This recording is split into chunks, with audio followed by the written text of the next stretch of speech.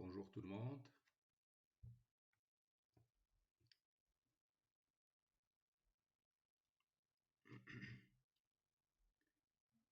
Très bien, donc nous allons continuer sur notre cours de C++. Alors, on s'est arrêté sur les concepts d'orienté objet, notamment les concepts de classe et d'objet, et l'ensemble des aspects qu'il faut savoir par rapport à ces deux concepts. C'est ce que j'ai résumé ici au niveau du support de cours. Donc, principalement, en adoptant l'approche classe et objet, basée sur les classes et les objets, on augmente les possibilités d'abstraction et d'encapsulation au niveau de nos applications. Notamment, on pourrait mieux encapsuler les données, parce que comme j'ai toujours représenté, donc on va représenter un objet comme une structure d'oignon, donc avec des données qui sont au cœur, au noyau de cette structure, et puis tout autour, donc un ensemble d'opérations ou bien de méthodes qui vont permettre aux utilisateurs d'interagir avec l'objet pour percer vers les données, pour aller vers les données, donc soit pour pouvoir les modifier ou bien pour pouvoir juste les consulter. Donc on trouvera une série de méthodes autour du data. Par exemple, si je suppose que ça c'est je ne sais pas, par exemple, un produit. Un produit, donc, c'est un ensemble d'informations, mais c'est aussi un ensemble d'usages. C'est un ensemble de méthodes qui vont permettre aux utilisateurs, à l'ensemble des utilisateurs, de profiter des services de ce produit. Sauf, c'est comme si on contraint les utilisateurs de passer par les méthodes pour aller vers les données. C'est-à-dire, c'est comme si on les empêche d'aller directement vers l'information, parce que cela pourrait se faire de manière mauvaise. Un utilisateur, quand il accède directement à l'information, il peut l'altérer, il peut la modifier d'une manière mauvaise, ce qui pourrait donc euh, ce qui pourrait faire perdre l'intégrité du produit ou bien de l'objet. Et bien sûr, la dernière fois, on a vu ça sur un point, par exemple, juste un point. Euh, un point, c'est géométrique, c'est deux coordonnées.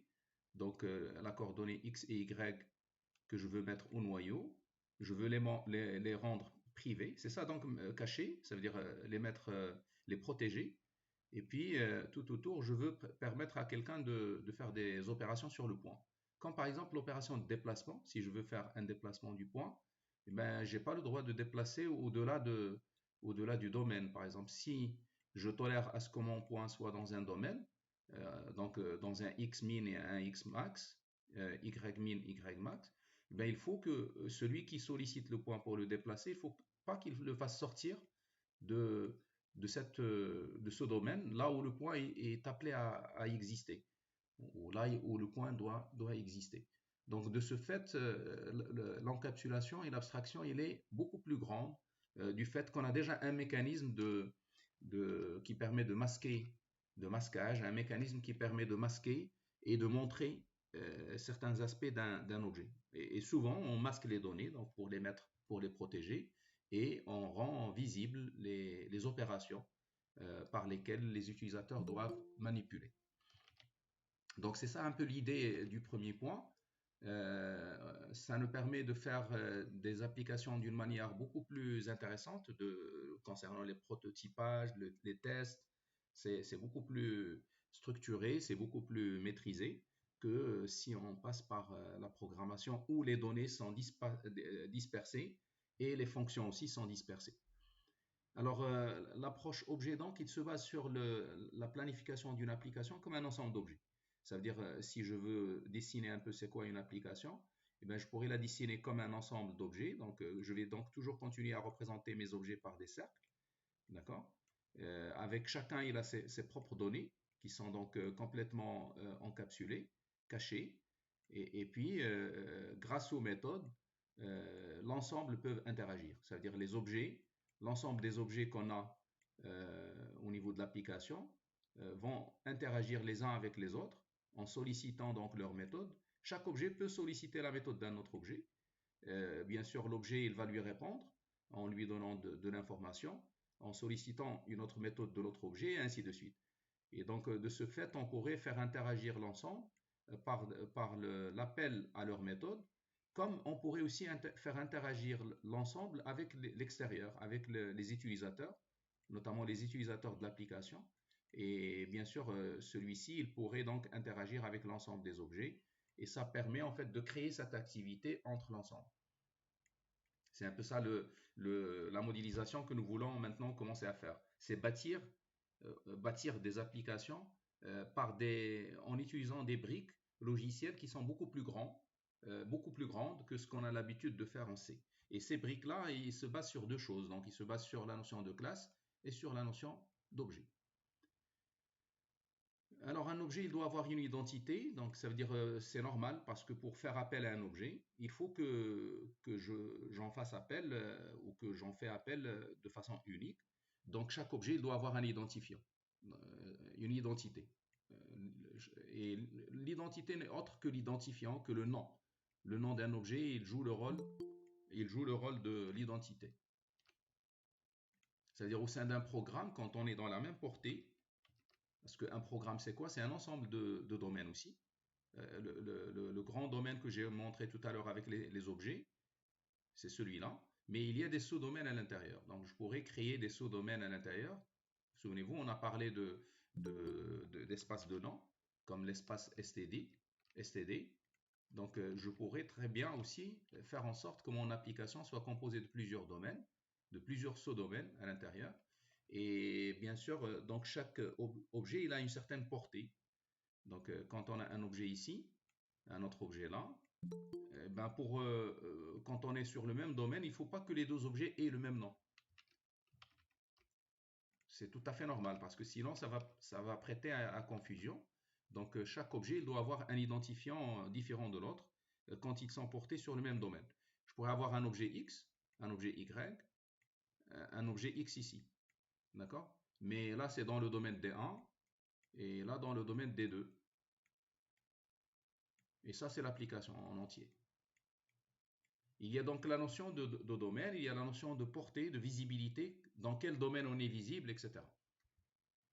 L'objet lui-même est un domaine. Ça veut dire si vous prenez juste l'objet, c'est un domaine qui est composé d'un ensemble de données, donc des infos, et d'un ensemble de méthodes que je vais représenter comme ça.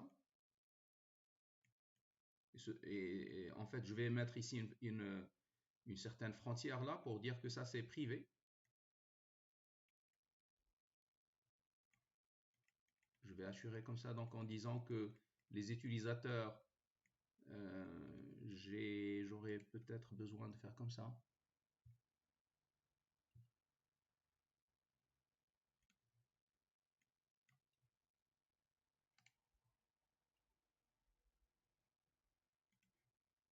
Je ne veux pas donc faire la séparation par rapport aux méthodes. D'accord? C'est-à-dire, je fais cette ouverture, je la garde. Pourquoi? Parce que les méthodes et tous les éléments. tous les membres, on les appelle des membres, que ce soit data ou bien fonction, ils s'observent les uns les autres. C'est-à-dire qu'une méthode, il a le droit d'accéder à n'importe quelle donnée, d'accord? La même chose ici pour les autres méthodes. Chaque méthode, il a le droit d'accéder aux différentes données. Par contre, l'extérieur, à l'entité, il n'a le droit d'accéder qu'à ce qui est public.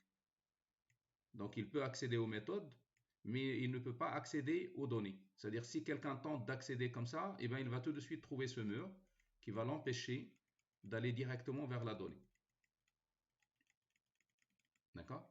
C'est-à-dire, nous avons des mécanismes de masquage qui vont permettre de cacher l'information sur l'extérieur et de la montrer pour l'intérieur. Par contre, de montrer les méthodes à l'extérieur. Et donc, il y a des règles à ce niveau-là. Donc, notamment quand on dessine, quand on formalise une classe, on la formalise comme ça, en mettant ici le nom de la classe, et en mettant ici l'ensemble de ce qui est privé, avec des signes moins, et l'ensemble de ce qui est public avec des signes plus. Donc, ça, c'est déjà une première syntaxe graphique, si vous voulez, une première représentation graphique d'une classe. Alors, cette classe, dès qu'on l'a fait, on a le droit de s'en servir pour générer autant d'objets que le souhaitant.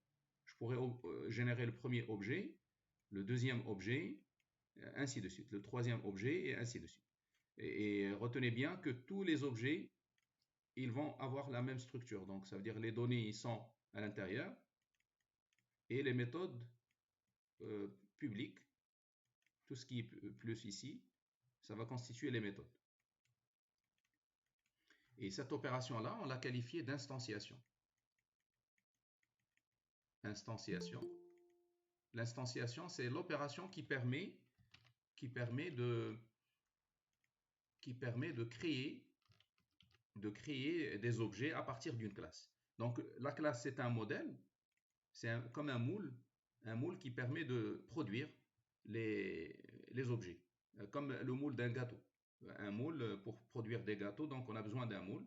Donc, ce n'est pas le gâteau de vie, en fait, mais c'est le moyen qui permet de produire ou de donner forme à un gâteau donné. Et donc, si on veut créer, si on n'a pas le moule et on a les objets, en fait, on doit donc faire l'opération inverse, c'est-à-dire constater un peu les objets par rapport à leurs données, par rapport à leur possibilité d'interaction avec l'extérieur, notamment leur comportement. Et à partir de là, on pourrait donc remonter pour construire le modèle. Et ce passage-là, c'est ce qu'on appelle une classification.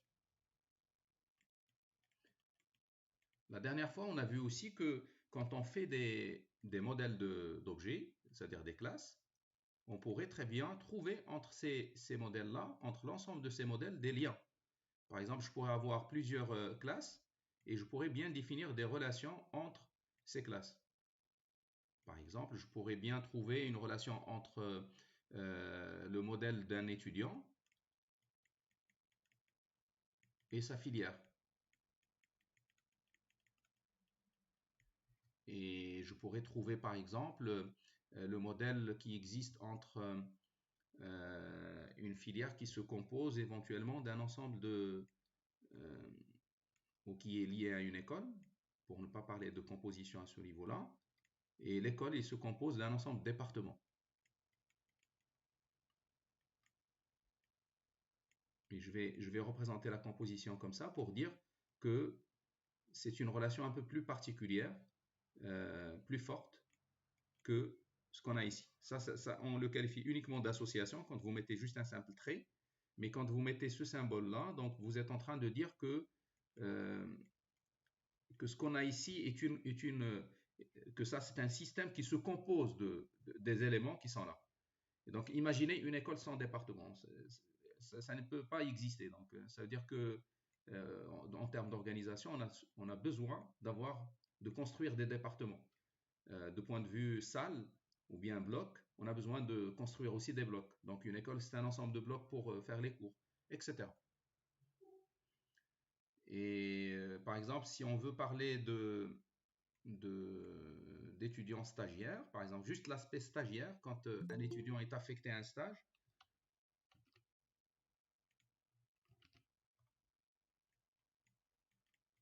stagiaire, je sais bien qu'un stagiaire n'est autre qu'un étudiant.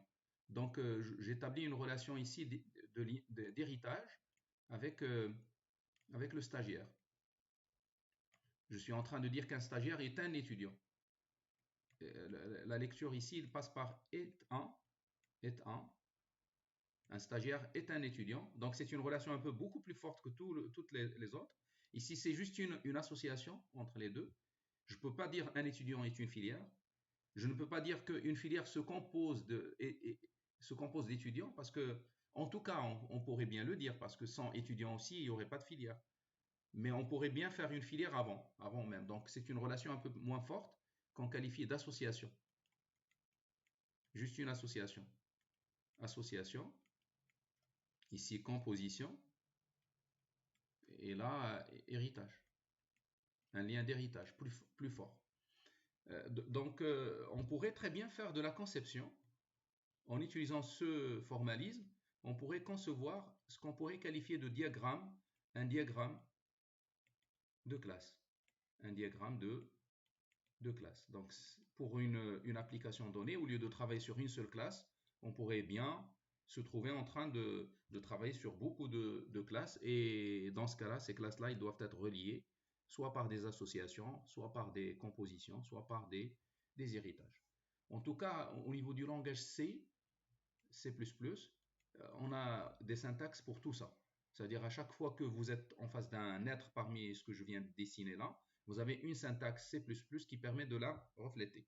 Par exemple, si on veut parler de la syntaxe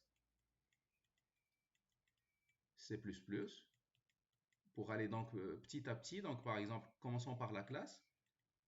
Pour faire la classe, il faut écrire classe, le nom que vous voulez donner à votre classe, une accolade ouvrante, une accolade fermante, et puis vous mettez un point-virgule. Et puis après, donc, vous mettez deux blocs. Vous pouvez mettre un premier bloc private. C'est pour citer tout ce qui est privé, tout ce qui est avec un signe moins. Je suis en train de traduire syntaxiquement ce schéma, cette représentation graphique. Par exemple, vous avez un point. C'est un peu ce qu'on avait fait la dernière fois.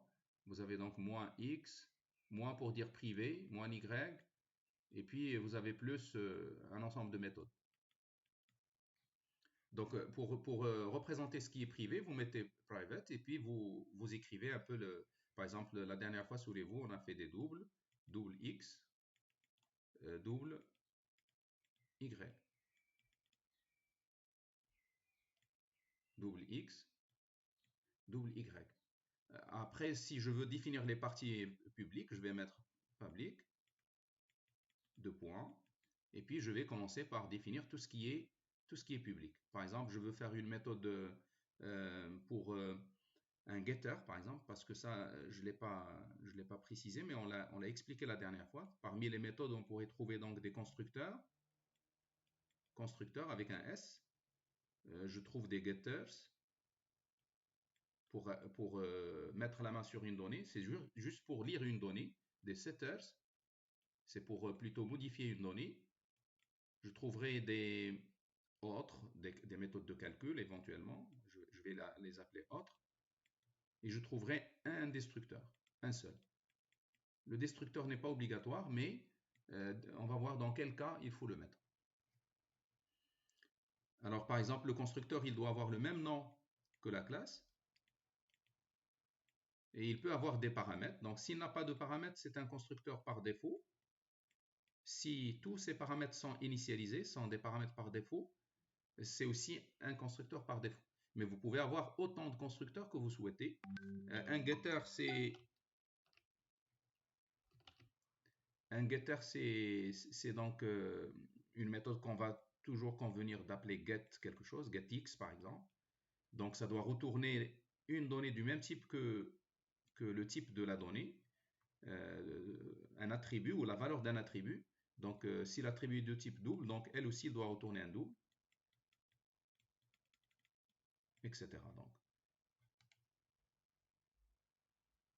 vous voyez donc, ça c'est un peu la syntaxe qui nous permet de créer, si on veut continuer à le faire, de créer donc une classe par l'ensemble de ces membres. Alors si je veux faire par exemple un destructeur, pour le constructeur on met le nom de la classe, pour le destructeur on met tilde le nom de la classe, comme ça. Attention, pour le constructeur il n'a pas de type, il ne faut jamais mettre ici quoi que ce soit avant le nom, même pas le void, il ne faut pas le faire. La même chose pour le destructeur. Et puis une fois on aura terminé, on pourrait donc mettre une accolade fermante et un point virgule. Alors dès que cette syntaxe est faite, qu'est-ce qu'on pourrait en faire alors? On pourrait s'en servir pour créer, ça c'est la première syntaxe, et la deuxième syntaxe c'est comment peut-on créer des objets. Alors par exemple, comment se servir de cette classe pour créer des objets? L'idée c'est d'utiliser la classe comme un type, parce que souvenez-vous on a dit que une classe c'est une généralisation d'un type, et l'objet c'est une généralisation de la notion de variable. Donc si je veux créer un objet, je fais comme ce qu'on a fait déjà, ou comme ce qu'on sait faire déjà pour les variables. C'est-à-dire on met le nom de la classe en remplaçant, ou qui remplace le type, parce qu'il la généralise, et on met juste après le nom de l'objet. Alors mais attention, parce que si vous faites comme ça, vous créez un objet, mais qu'est-ce qui garantit que cet objet-là, il aura des données conformes, des données cohérentes? Parce que dès que vous créez un objet, vous créez un espace mémoire. Vous créez un espace mémoire dans lequel il y a, par exemple, si on prend le cas du point, il y aurait déjà le x et le y. Mais on ne veut pas le mettre dans des valeurs quelconques. Vous vous souvenez quand on l'a fait dans C++, dans Visual C++, quand on n'a pas construit, qu'est-ce qu'il nous a fait? Il nous a donné des valeurs aléatoires. Donc pour empêcher cette situation, il faut qu'on construise selon un constructeur. Et donc pour construire selon un constructeur, il faut juste mettre égal, je suis toujours à la suite de la déclaration, le nom du constructeur que vous voulez appeler, et vous mettez les paramètres. Bien sûr, si vous mettez aucun paramètre, vous êtes en train d'appeler le constructeur par défaut. Et donc, vous êtes en train d'initialiser conformément à ce constructeur par défaut. Si vous mettez des paramètres, eh bien, il faut absolument que ce constructeur existe dans la classe. Il faut le faire avec le même nombre de paramètres. Et il faut l'appeler dans ce cas-là. Ça, c'est si on veut créer un objet directement, mais on pourrait aussi, par exemple, juste pour donner un exemple, je pourrais utiliser ma classe point pour créer un premier point P1, un deuxième point P2, un troisième point P3, par exemple. Remarquez bien ici, j'ai utilisé toutes les formes d'appel à un constructeur. Ici, on n'a pas précisé d'appel, donc c'est un appel au constructeur par défaut. Appel au constructeur par défaut.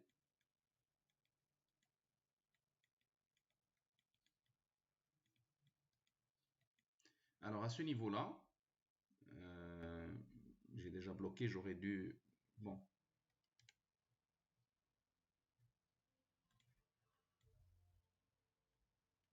Excusez-moi donc pour ça.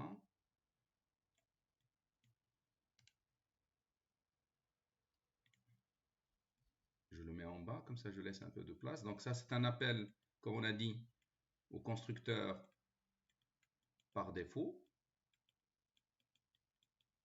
C'est celui qui a 0 paramètre. D'accord? C'est pourquoi ici on n'a précisé aucun paramètre. Ici c'est un appel au constructeur avec un seul paramètre. Il faut que ça existe au niveau de la classe. Sans quoi il y aurait une erreur ici. Appel au constructeur à un paramètre. Ici, appel au constructeur à 2 paramètres.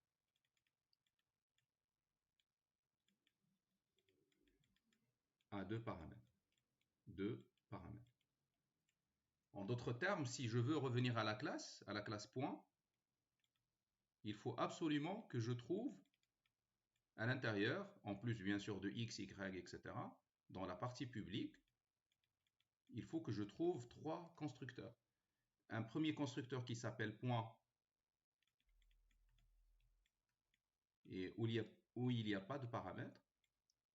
Un deuxième point, il y a un point virgule ici, avec un seul paramètre, double. Prenons x par exemple. et un autre où il y a les deux. Point. Il y aurait donc double, double, x, double, y, accolade ouvrante, comme ça. Avant d'aller trouver la suite. D'accord? Donc vous voyez, donc on pourrait donc voir un peu une certaine liaison entre comment est-ce que je peux créer mes objets et comment le modèle le permet. Bien sûr, si on n'a pas ce constructeur, si on l'a pas, cette écriture n'est plus possible. D'accord? Si on n'a pas celui-là, cette écriture n'est plus possible. Et ainsi de suite. Vous voyez? Donc si vous voulez rendre ces écritures possibles, il faut alors prévoir les constructeurs. Et un constructeur, c'est quoi son rôle? C'est de, comme on a déjà dit, c'est d'empêcher d'avoir des valeurs aléatoires. C'est pour avoir des valeurs que vous fixez vous-même. C'est le modèle qui fixe comment les valeurs vont être placées à la naissance. Parce que là, on est à la phase de création. C'est ça donc la naissance des objets. Donc, et par conséquent, donc, il faut passer par les constructeurs pour construire des objets en état qui est acceptable ou qui sont acceptables.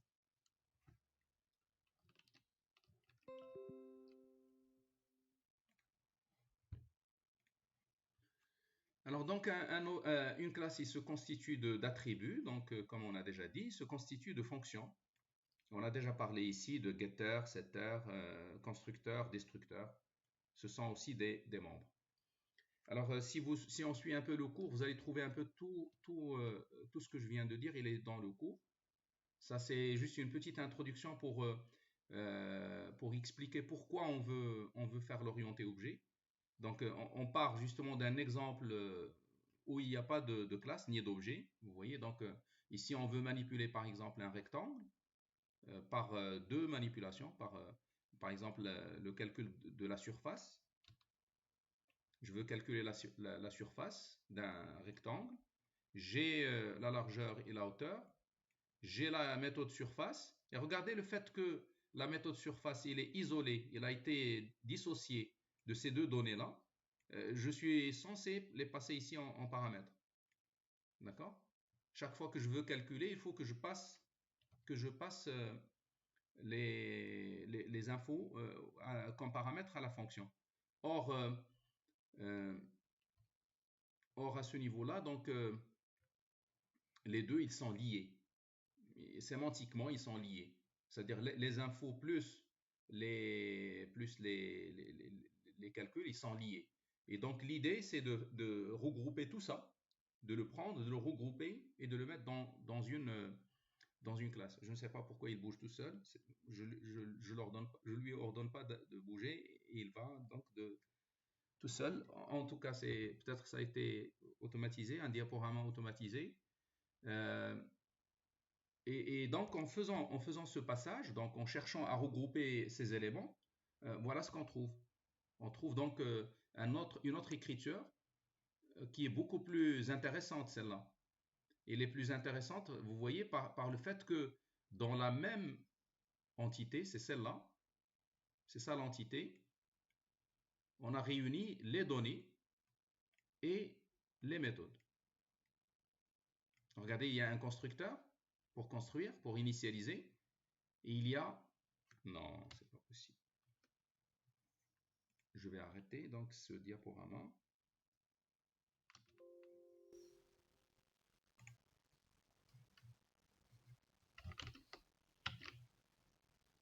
Et je vais donc passer par...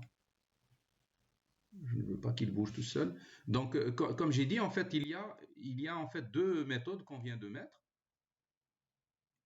Ils sont là. Donc, la première, c'est juste un constructeur. La deuxième, c'est celle qui permet de faire un calcul. On pourrait le considérer comme un getter. Pourquoi? Parce qu'il nous donne une surface. Il permet de produire une surface, bien sûr, en utilisant les deux données qu'on a déjà.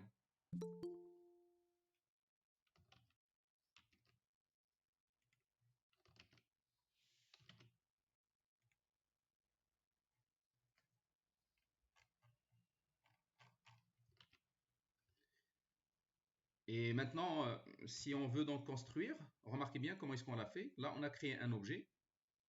d'accord? On a fait appel au constructeur, vous voyez, en communiquant deux valeurs. Et donc, je suis en train déjà de construire. J'aurais dû retirer ces deux-là, d'accord? Parce qu'on ne doit pas les trouver ici. Ça n'a pas de sens d'initialiser ici, d'accord? Ces deux données n'existent pas normalement. Et c'est à ce niveau-là où il faut les communiquer. Et puis, on pourrait donc faire maintenant appel. Regardez comment est-ce qu'on fait appel à une méthode sur un objet. Il suffit juste d'écrire le nom de l'objet, point, le nom de la méthode. Vous voyez, donc c'est une manière qui va empêcher de faire, par exemple, rectangle.x. Je ne peux pas le faire. Oh. Je ne peux pas le faire. D'accord? Je ne peux pas faire ça. Pourquoi? Parce que tout simplement x, je suis désolé, il n'y a pas de x. Largeur, je ne peux pas le faire, tout simplement parce que la largeur et la hauteur sont privées. Juste une petite précision, quand vous ne précisez pas, est-ce que c'est public ou privé? Par défaut, c'est privé. D'accord? Donc ça, c'est des données qui sont privées. Donc automatiquement, si vous omettez de mettre la portée, la visibilité, si vous l'omettez, par défaut, c'est privé. D'accord? Et par contre, si vous voulez mettre quelque chose de public, il faut l'expliciter, comme ce qu'on a fait maintenant. Donc ici, je ne peux pas accéder à la largeur directement. Parce que si jamais je donne droit à quelqu'un d'y accéder, il peut la fausser, il peut donner une largeur négative. Par exemple, euh, je n'ai jamais vu un rectangle avec une largeur négative. En tout cas, il faut que ça soit des cotes. Donc, il faut qu'il soit positif. Et dans ce cas-là, donc, il faut empêcher l'accès direct aux données. Voici quelques exemples de classes. On pourrait donc très bien créer des classes.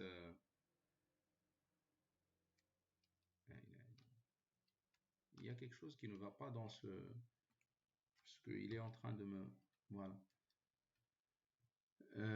Juste le déroulement de mon diaporama, il me contrarie. Euh, voilà, donc ça c'est des exemples de classes, de modèles de classe. Donc j'ai donné le modèle de points, modèle de rectangle, modèle de compte bancaire par exemple. Vous voyez que c'est le même formalisme, mais ce n'est pas les mêmes données, ce n'est pas les mêmes méthodes, etc. Là, j'ai pas mis de constructeur dans ces exemples, mais au fur et à mesure, on pourrait donc ajouter des choses donc pour rendre la classe complète. Vous voyez par exemple, si je prends du compte bancaire, l'information principale c'est le solde et je pourrais donc, en se servant de ce solde-là, je pourrais donc mettre un ensemble de services, comme par exemple accéder au solde, comme faire un versement, ça veut dire alimenter le solde, faire un retrait, retirer de l'argent du compte, consulter, juste faire une consultation du compte. Donc vous voyez, un compte, ça offre un certain nombre de services.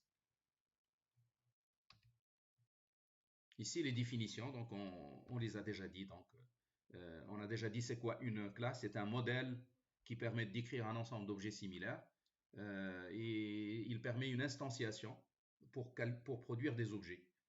Alors, chaque fois qu'une instantiation est faite, chaque fois qu'une instantiation est faite, c'est-à-dire une création d'un objet, cela signifie tout simplement une allocation mémoire est faite. D'accord? Donc, lorsque vous créez donc, en écrivant par exemple point P, vous avez créé un bloc mémoire qui s'appelle P, dans lequel il y a X et il y a Y. Si vous créez donc un rectangle R, vous avez créé aussi un espace mémoire où il y a une largeur, une hauteur et qui s'appelle R, ainsi de suite.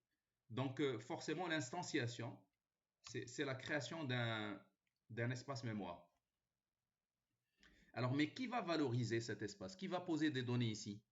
Justement, c'est le constructeur. Donc l'appel à une méthode spéciale pour beaucoup de raisons, il porte le même nom que la classe et on l'appelle principalement, on l'appelle, on va dire Meshi principalement, mais on doit l'appeler à la création. C'est-à-dire, c'est pendant la création qu'il faut l'appeler. C'est pourquoi donc il s'appelle constructeur. Une autre méthode est invoquée aussi automatiquement en fin de cycle. C'est pour détruire la mémoire, pour préparer la destruction. On a besoin donc de faire appel à ce destructeur. Un objet donc est un espace mémoire. C'est un ensemble de données, c'est un bloc mémoire dans lequel on stocke les données et sur ces données-là, on pourrait faire appel à l'ensemble des méthodes qui ont été prévues dans la classe. Ça me perturbe. Donc, vous savez qu'est-ce que je vais faire? Vous allez m'excuser un petit moment, s'il vous plaît. Vous m'entendez bien? Je vais en fait arrêter, je vais redémarrer ma machine parce que c'est pas du tout normal que ça me fait bouger ce diaporama. Il me le fait bouger avec beaucoup de problèmes. Euh, je suis obligé d'arrêter donc cette machine et de la redémarrer. Euh, donc vous allez m'excuser un petit moment, juste 2 minutes éventuellement pour redémarrer ma machine.